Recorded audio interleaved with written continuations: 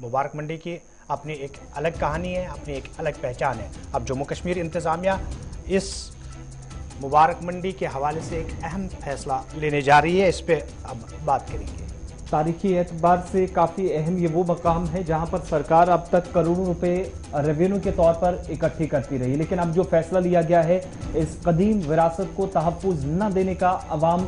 इल्ज़ाम लगा रही है और बरहम है। इसलिए चूंकि जम्मू कश्मीर इंतज़ामिया ने एक अहम फैसले के तहत जो मुबारक मंडी का तारीखी ये किले की शक्ल में यहाँ जो कॉम्प्लेक्स बना है उसको हेरिटेज होटल में एक हिस्से को तब्दील करने का मंसूबा बनाया है। सरकार के मुताबिक जो हेरिटेज होटल में इस कॉम्प्लेक्स के एक हिस्से को तब्दील किया जाएगा पब्लिक प्राइवेट पार्टनरशिप यानी PPP मॉडल के तहत, और डिजाइन डेवलपमेंट या डेवलप फाइनेंस बिल्ड और मेंटेन और उसके साथ ऑपरेट बेसिस पे, यानी इसका सही निजाम एक हिस्से का कम से कम चल सके। और पहले से ही एक जो मुबारक मंडी के कॉम्प्लेक्स का एक हिस्सा है, एक गवर्निंग बॉडी है, उसको हेरिटेज होटल का ये जो जिसको अब सरकार ने हतमी शक्ल इस मंसूबे को दी है, उस मंसूबे के लिए बहुत पहले काम शुरू हुआ है, लेकिन बरसों तक इस पर कोई मजीद पेशरफ्त नहीं हो सकी। अब इंतजामिया ने जो फैसला लिया है उससे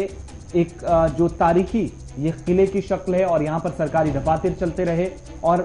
पिछले 2 सालों के दौरान करोड़ों रुपए खर्च करके इस मंसूबे की शान रफ्ता बहाल करने की कोशिश हुई है जम्मू कश्मीर इंतजामिया की तरफ से। इससे पहले जब रियासती गवर्नर लेफ्टिनेंट उस वक्त गवर्नर थे सत्यपाल मलिक, उनके होते हुए कोशिश हुई थी और उसके बाद इसमें पैसा काफी वक्त लगता गया, कुछ एहतिजाज भी हुए कॉम्प्लेक्स को और आसपास जो पार्किंग का जो एरिया था उसको भी एक्सपेंड करने के लिए यहाँ पर पैसा काफी ज्यादा खर्च होता रहा। लेकिन वो मंसूबा जिसके तहत इस कदीम और जो तारीखी किला है या जो कॉम्प्लेक्स है इसको हेरिटेज होटल में तब्दील करने के बाद सिविल सोसाइटी की जानिब से सरकार को शदीद तरकीब का निशाना बनाया जा रहा है। तस्वीर उस हिस्से की है जो कभी कभार सयाहों की तवज्जो का मरकज शहर के बीचों बीच काफी ज्यादा रहता था और एक एरिया जो पूरी तरीके से खस्ता हालत इस एक एरिया की हो चुकी है। लेकिन Aahista Aahista step by step अब PPP मॉडल के तहत एडमिनिस्ट्रेशन इसकी तरफ जाना चाह रही है। लेकिन पहला जो कदम लिया गया है, क्योंकि पिछली बार जो फैसला था कहीं ना कहीं उस पर थोड़ा सा ये यू टर्न एक हिसाब से मानेंगे,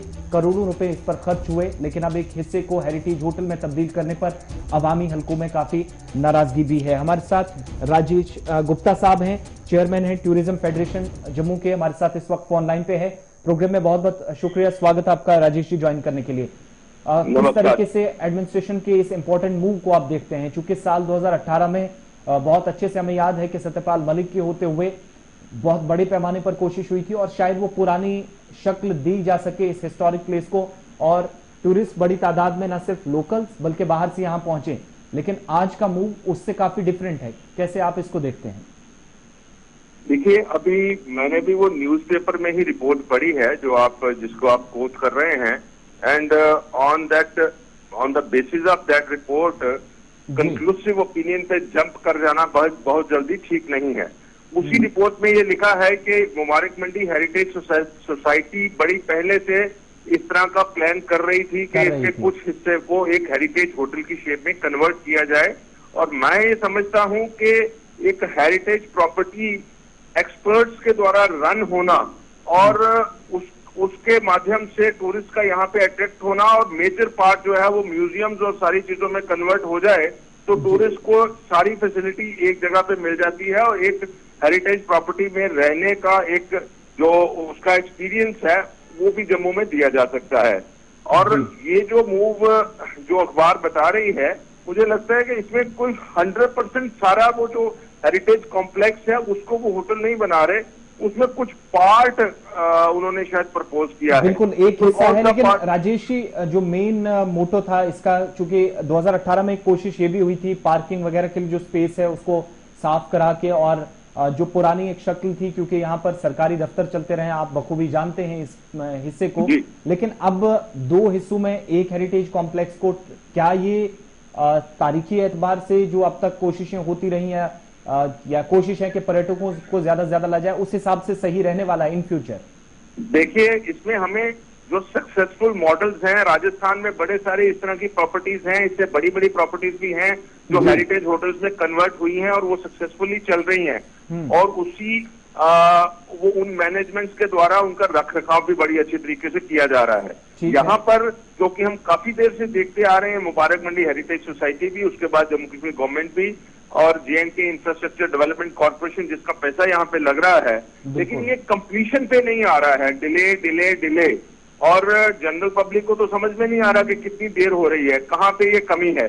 और बार बार इसके डिजाइन भी छाया होते हैं, ये हो रहा है वो हो रहा है, लेकिन बड़ी धीमी गति से ये सारा काम आगे बढ़ रहा है। और अगर कोई प्रोफेशनल इंटरफेस इसके बीच में आ जाता है और गवर्नमेंट कोई ऐसा डिसीजन लेती है जिससे कि अल्टीमेटली जो उसका मोटिव है कि टूरिस्ट वहां पर आए, उसको लाने के लिए कुछ ऐसा स्टेप अगर गवर्नमेंट ने लिया है, जो कि 10 साल पहले टूरिस्ट आना चाहिए था वहां पे, जो आज तक नहीं आ पाया, म्यूजियम्स वहां पे खड़े नहीं हुए प्रॉपरली और रास्ते ठीक नहीं बने, तो उसके लिए हमने for the sake of criticism के लिए नहीं जाना चाहिए, उसको पूरा एनालाइज करना चाहिए। कहीं पे अगर हमें लगती है कि कोई कमी पेशी रह गई है, उसकी सजेशन गवर्नमेंट को हम दे सकते हैं। बहुत बहुत शुक्रिया राजेश गुप्ता जी, बहुत बहुत शुक्रिया वक्त देने के लिए। विनोद कुमार जी हमारे साथ हैं, सीनियर न्यूज एडिटर जम्मू से ज्वाइन कर चुके हैं। बहुत शुक्रिया विनोद जी।